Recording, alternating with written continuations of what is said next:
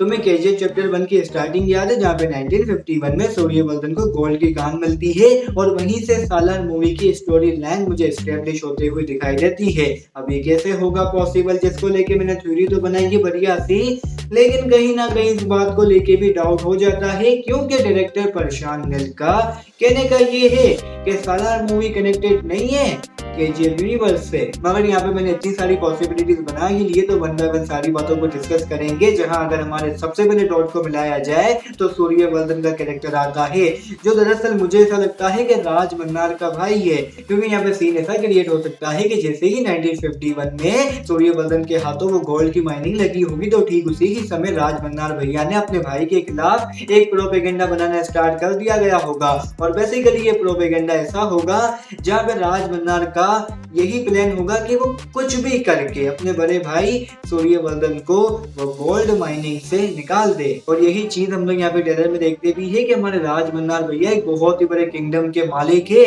जिसे ये लोग नाम दे रखे हैं खानसार का। और अगर मैं पर्सनली बताऊं तो खानसार एक बहुत ही बड़ी माइनिंग की जगह है, क्योंकि मेरे भाई तुम लोग वहाँ की आर्मी देखो ना, जिस हिसाब से इन लोगों ने खड़ी की है कि बाहर का कोई भी बंदा अंदर एंटर नहीं हो सकता है। तो इससे ये बात प्रूफ हो जाती है कि ये खानसार में कोई ना कोई तो ऐसी चीज पाई जाती है जो बहुत ही ज्यादा रियल टाइप है। और तुम्हें ये वाली बात तो पता ही है ना कि केजीएफ यूनिवर्स की बैकबोन ही गोल्ड माइनिंग है। तो यहाँ पे अगर सालार मूवी के अंदर भी ये माइनिंग वाला कॉन्सेप्ट है तो देखो भाई कहीं ना कहीं मामला एग्जिस्ट करता ही करता है। मगर यहाँ पे इस बात की 100% क्लैरिफिकेशन समझने से पहले तुम्हें गरोरा का कैरेक्टर समझना पड़ेगा, क्योंकि हमें तो पता ही है कि सूर्यवर्धन का अडेप्टेड है गरोरा। और यहाँ पे अगर ट्रेलर में देखोगे तो ये लोग सिग्निफाई कर रहे हैं गरोरा के कैरेक्टर को वुल्फ का नाम देकर, यानी इसकी सिग्निफिकेशन है वुल्फ को लेके। और इसके अलावा एक पावरफुल हम लोग लेडी भी देखते हैं जिसकी सिग्निफिकेशन अगर देखी जाए तो ईगल को लेके है, विच मीन्स के खानसार में टोटल 2 पार्टी से एक पार्टी का नाम है वुल्फ और दूसरी पार्टी का नाम है ईगल। इतना ही समझो। तो जिस पर से या फिर सारी बातों को लेकर थ्योरी ये बनती है कि जैसे ही राज मन्नार भैया ने अपने बड़े भैया सूर्यवर्धन को अपनी सल्तनत से निकाला होगा तो ठीक उसी ही समय सूर्यवर्धन के अडेप्टेड बेटे गरोरा ने सोचा होगा कि यार मैं राज मन्नार को बिल्कुल भी नहीं छोड़ूंगा, क्योंकि इस बंदे ने हमारी ही सल्तनत के ऊपर कब्जा कर लिया है।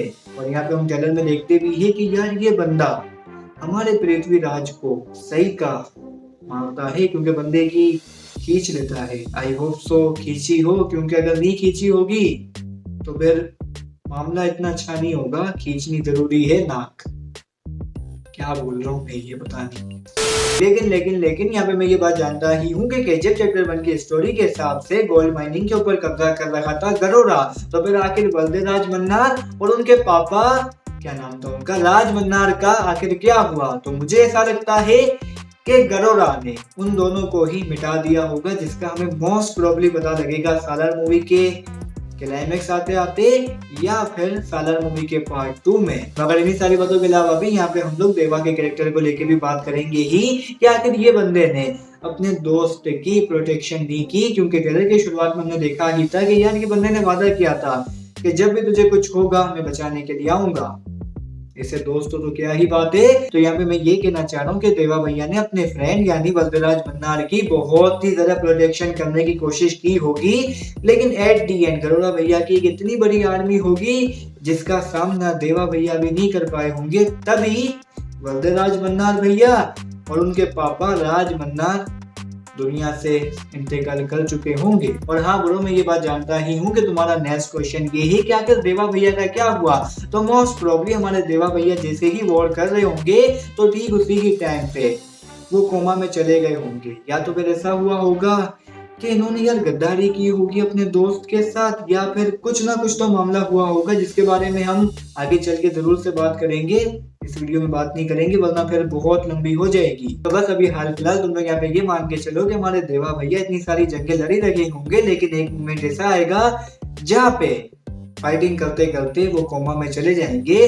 और इसके अलावा जब उनकी आंख खुलेगी जहाँ पे वो देखेंगे कि रॉकी भैया केजीएफ में बहुत ही बड़े पैमाने पे अपना काम कर रहे। और इसके अलावा वो ये भी देखेंगे कि रॉकी भैया ने इतनी ज्यादा इलेबोरेटेड वर्ल्ड बिल्डिंग कैसे खड़ी कर दी, क्योंकि अगर तुम लोग सालार का ट्रेलर देखोगे तो इनकी वर्ल्ड बिल्डिंग काफी अच्छी है, लेकिन केजीएफ के कंपेयर में ये वर्ल्ड बिल्डिंग काफी ज्यादा छोटी है, क्योंकि अभी मुझे नहीं लगता कि यार ये इतनी बड़ी वर्ल्ड बिल्डिंग है एज कम्पेयर टू केजीएफ। बाकी खैर देखो, ये बात तो तुम और मैं अच्छे से जानते हैं कि सालार मूवी की ये थ्योरी थी। अब कितनी परसेंट सही है या फिर कितनी परसेंट गलत है पता नहीं किसी को भी नहीं है, क्योंकि डायरेक्टर प्रशांत नील का कहने का बस यही है कि सालार कनेक्टेड नहीं है। अगर अच्छे होती तो मैं बता रहा हूँ मेरे भाई, ये वाली थ्योरी के चांस है ना काफी ज्यादा हाई होते हैं। बाकी क्या इसके अलावा तुम्हारी क्या ओपिनियन है मेरी सारी थ्योरी को लेके बता सकते हो मुझे लाजमी से। और इसके अलावा इन फ्यूचर हम आगे चल के भी सालार मूवी को लेके बात करेंगे ही, क्योंकि पिक्चर को आने में अभी 18 दिन या फिर 19 दिन है, तो काफी टाइम में बात करने को तो करेंगे वन बाय वन सारी बातों को। लेकिन इससे पहले तुम लोग लाइक शेयर सब्सक्राइब कर देना, ताकि तुम्हारा भाई मोटिवेट वाले बहुत सारी। तो फिर बस यहाँ पे इतना सा ही कहना था, तब तक के लिए गुड